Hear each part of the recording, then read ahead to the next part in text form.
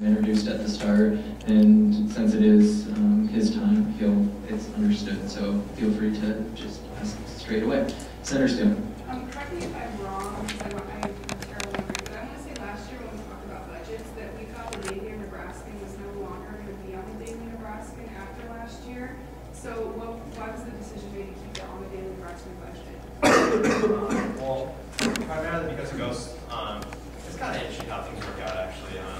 When it appears to, I guess this is the voter board meetings, but when it goes to a higher level, it's just seen as one big budget. Next year it will be separated. Please be aware of that. If you notice, I don't have the appropriations bill number 2, but I'm guessing if it's similar to my packet that I have, it has a separate line sheet because they are 2 separate operations to reflect that. If you notice on page 3, it's just the daily Nebraskan. It's not reflective of the daily Nebraskan. Similar to page 2, which is just looking at the daily Nebraskan. So they are separate already, but I agree. The numbers aren't mine this time being. We realized that when they're, unfortunately it was too late by the time these were printed off, and also when the amounts were settled, that they are different. They are 2 separate entities. Does that answer your question, Senator Steele? Speaker Tiedemann. I remember that a couple of years ago, the goal of the Daily Nebraskan was to sort of move this online model, and so it was supposed to like a series of feed. Is that still like a work in progress? Are you happy with where the outline is going? Looking to make enhancements? Where is that going? Well, there's been sort of this discussion of kind of making a shift and moving further away from the paper after paper. Well, if you've seen our site in the last year or so, you're probably not happy with it. We're not very happy with it, to be honest, either. So we just hired a new editor, and so we are working on a lot of changes. I mean, changing to a largely web-based model requires a lot of structural changes from the inside out. So it's taken a long time, longer than we hoped to change. And additionally, we were looking at changing hosting providers, which would give us some more flexibility in our publishing and everything like that. But then the host we wanted to go to actually just closed its doors. So. We're running into a couple things here and there, but hopefully by the beginning of next semester, you'll be seeing a new website and a new efforts there. So I think you kind of alluded to it earlier, but the decrease in student hourly wages, are you cutting down on employees, or just everyone taking a huge pay cut? A little bit of both. Everyone has taken a pretty large pay cut. We used to be paid a lot better than we are now. But I mean, additionally, we have lost some. We're paying people less across. We have fewer people on the payroll too now. So. Okay, Senator Board, do you have a question? Yeah, I know last semester I noticed there was a lot more sort of interactive content or whatnot online. I know you had like some of the live bands in the studio, and I know a lot of students who are interested in that. But I haven't noticed as much of that this semester. Have you purposely been shying away from it, or is it something that you're planning on continuing? No, yeah, it's something we're continuing. Actually, we switched web editors, so that was a big thing. I mean, there's basically this one guy running that entire thing, and he's not working, or he's in a different section now. So we're actually retooling it for actually a much more hopefully interesting online publication with the in the band sort of thing. So we're taking a more active role in it. So it's actually, I mean, if you want to hear a little bit about it, it's called The Pitch, and so it's a more of a entirely branded product that we can hopefully advertise, but it brings together artists in the community and kind of supposed to be kind of a driving force for discussion. Are there any other questions? Senator Garcia.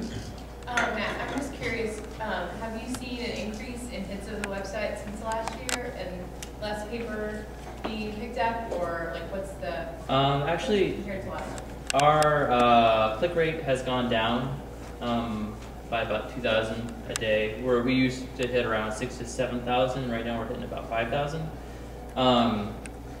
And additionally, our paper circulation has been decreasing. We feel that a lot of it's due to, there's a lot of alternate sources of media now, but additionally we feel like we're probably not doing the best job to pull it in. So I mean, that's a lot of the considerations we're doing right now in retooling this semester and over the summer and next semester to be driving up a reason to go to the site. Because right now it's very similar to our print publication. So we're looking at making a unique product online. So it all takes a little time. So. Other questions? Okay, seeing no other questions, we'll move into discussion. Chair Lodia? Just a quick note that I can think about. You'll never see these as two separate budgets, like two separate users. Rather, they will be separate, just like I said. You'll see it similar, kind of like the rec center. They'll come up with two numbers, one for operations and one for the repair and improvement project. However, in the end, it comes down to the publication board and where the money is spent. And it's how these two entities decide to allocate their money and how we press the publication board. In turn, is what comes up to us. So.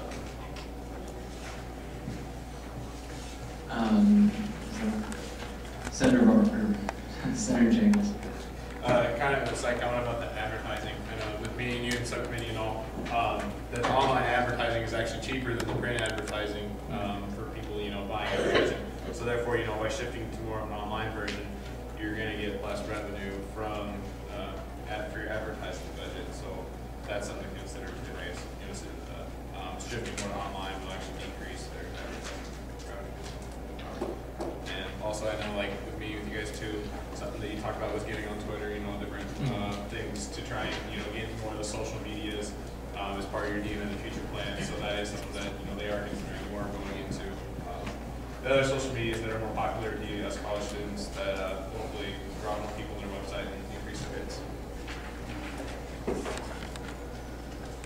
Is that all? Okay. Is there any other discussion? Any other discussion on Senate or Appropriation Bill number 2? Okay. Seeing no other discussion, we'll move into another voice vote on Appropriation Bill number 2. All those in favor of Appropriation Bill number 2, please signify by saying aye. Aye. All those against, please say nay. And those wishing to abstain, please say aye. Okay, the motion passes. That'll bring us to Appropriation Bill number 3. CFA Chair Lodia, would you like to open? I've got a little longer opening for this one. Looking at the University Program Council, basically, as you have read, that they're requesting an increase of $40,000. And I'm just going to introduce some facts to you really fast. I hope you have top of mind regarding this.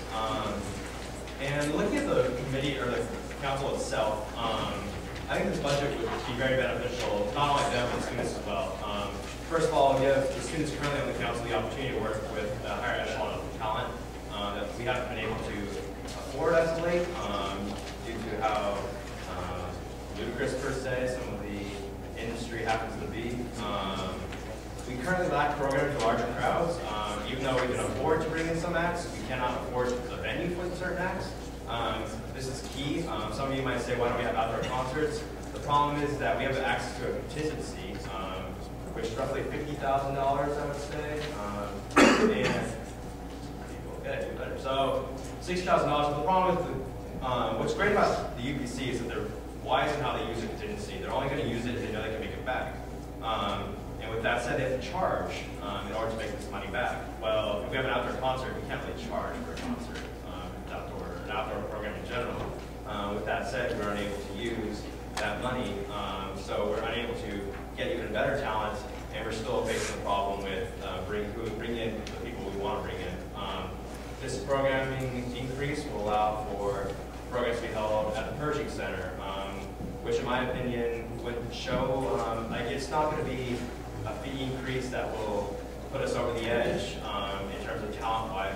We still will be on the John Mayer and Lil Wayne, but it's a step in the right direction. Obviously, with the facilities we have, it needs the perfect things we need. UPC has details regarding the talent types we would be bringing in with this, but I'll continue on.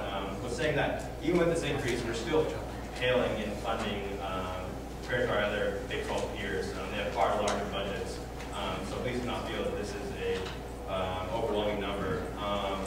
Moreover, it's 90 cents per student per semester. You get the number by taking the number you see, the increase $40,000, dividing it by 44,300, and that number would give you the cost per student per semester. So 90 cents more a semester. And reality is that there's students out there who feel like my question where the fees are going,